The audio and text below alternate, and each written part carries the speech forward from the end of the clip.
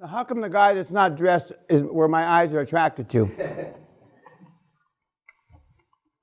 This is a teaching point, kids.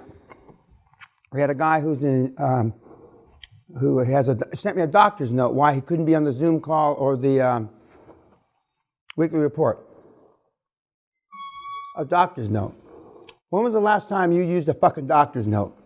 You know what a doctor's note? The doctor, my little boy Billy, who still shits his pants, can't come to school today because he's got diarrhea.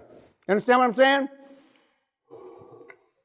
When I give you the rules and regulations about the reporting, unless you're dead or in a motherfucking coma, not your mother's dead, not your mother's in a fucking coma, you're dead and you're in a fucking coma, otherwise the fucking reports are due. We've had women, not men, from ER. The doctor holding the iPhone to attend a Zoom meeting. We'd have women giving birth, their husbands, on a Zoom call. Push, honey, push, push. There's no excuse. If we were at war, we'd be dead because of you. And, are you Chinese? Yes. Chinamen are big problems. Muslims are big problems. Indians are big problems. Russians are big problems. Why? You'll figure that out in the next 4 or 5 days. Thank you for your service. Thank you. My wife says, please, Dan, put the drink down because I spill it. Right? I'm watching you. I already got some on my leg, but anyway. I make the same speech every seminar, and people still come. I am the last town, I'm the last saloon in the last town, and the world is flat. After me, it's the abyss of nothingness. You poor cunts have tried everything known to man. Allah, Buddha, and you failed. You wouldn't come here to take my abuse if you had any other fucking alternative. Bald men are also big problems. You got to watch that bald one in front of you, Commander. You're here because you've got no other alternative, guys. I'm disappointed there's no women in here because I like slapping the shit out of the gals. But they're not here. The closest we got to, we got plenty of cunts here, but we just don't have any women. Now, some of you are smiling because you think it's funny. And I remember the faces that have smiles on them right now because I will remember them during the week. We'll see how fucking funny you think it is when I'm in your fucking face, ripping your eyebrows off. You're here because you've been a failure heretofore.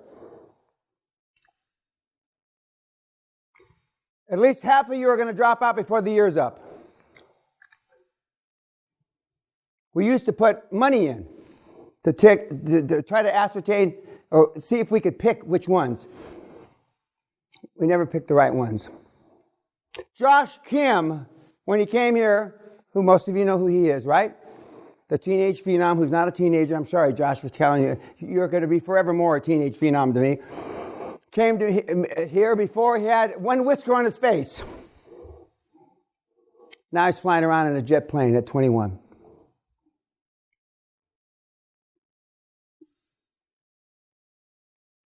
I'm not going to ask you how many Muslims we have. I'm not going to ask you how many... basically, you're all a problem. But the ones I mentioned are the biggest problems. Well, I will talk about Muslims. Muslims are trying to live in the 21st century, practicing an 8th century religion. That's hard. I'm not saying anything's bad about being a Muslim, but it ain't easy. That's exacerbated by this is a 21st century program, not an 8th century program.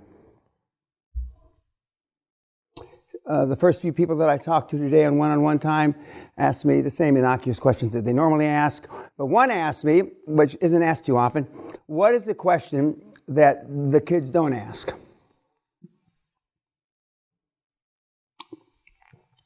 And I'm not absolutely positive the answer I gave them, but the question they don't ask is why so many people fail. Because heretofore you've pretended to want to be successful.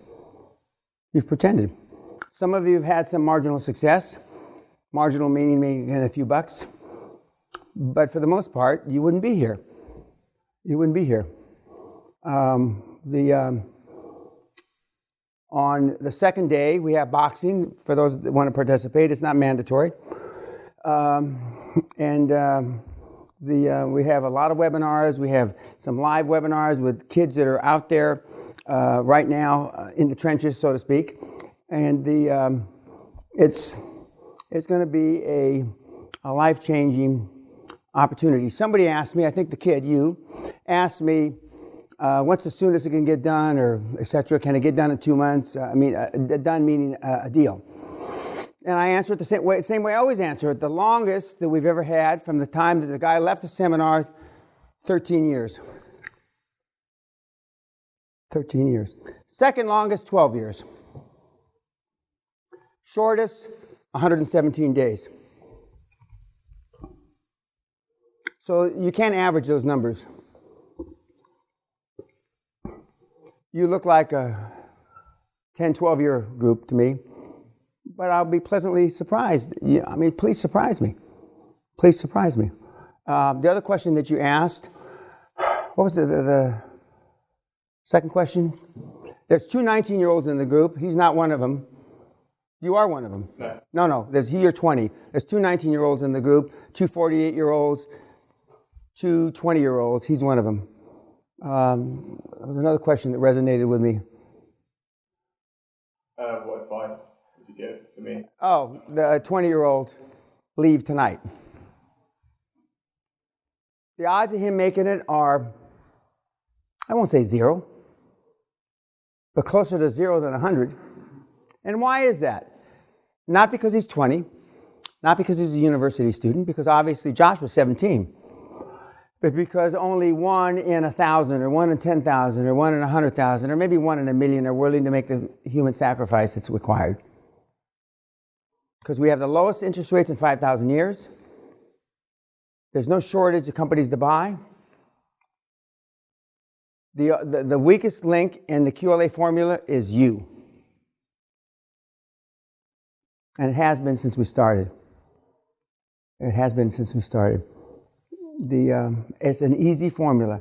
20 years ago when our daughter went to the seminar, she said, at 12 years old, she says, Daddy, this is easy peasy.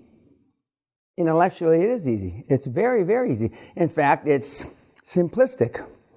But when we get in and we show you, we've made this work with kids with 75 IQ to 175 IQ. The 75 IQ made more money than the 175 IQ. Probably there's not anybody in this room that would want to admit that he's even close to a 75 IQ. Forrest Gump was 75 IQ.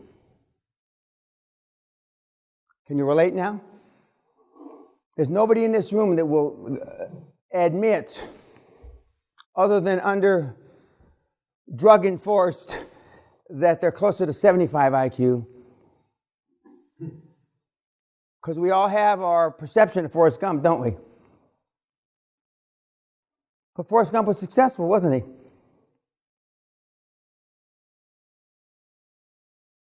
A little serendipity. His mom had fucked the school superintendent to keep him in school. He got shot in the buttocks.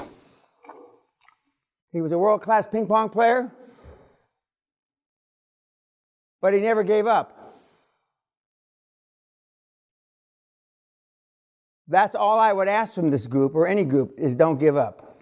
Because the only guarantee, I make 2 or 3 guarantees, but one of them is, if you give up, you will fail. You will fail. The questions that I asked you, and you answered, some of you answered them probably relatively in a candid manner, and some of you didn't, gives me an idea of where to start the seminar. And I read the files, and the 2,000 plus slides, etc., are set up based on this group. Every group changes. This group is plus or minus 10% like all the other groups. The only difference is, which I already alluded to, is that there's no gals in this group. Not that I changed the seminar for the gals, but we've had priests, nuns, rabbis, you name it, we've had them here. But if you're willing to do 100% and 100 hours a week, 100 hours a week is more or less the minimum. You're only 2,000 cold calls away from buying a company. I'm going to say it again slowly. Mr. Book, 2,000 cold calls. Does anybody not know what a fucking cold call is in this room? You're 2,000 cold calls away. A guy did a $20 million deal recently, and he wrote me a nice letter, and he said, Mr. Peña, if you had told me I was only 2,000 cold calls away from buying this $20 million company, I would have sent you the check for 20 grand and never come to the seminar. That's how simple it is. You know how hard it is to make 2,000 cold calls?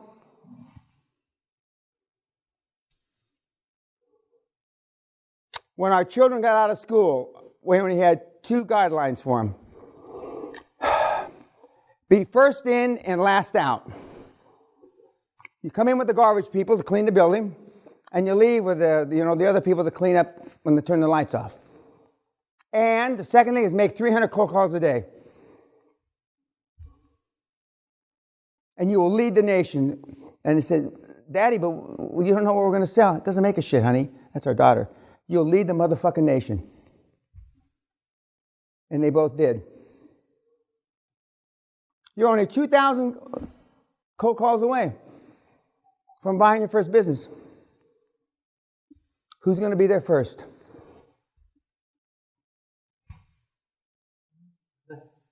Yep. Hit it.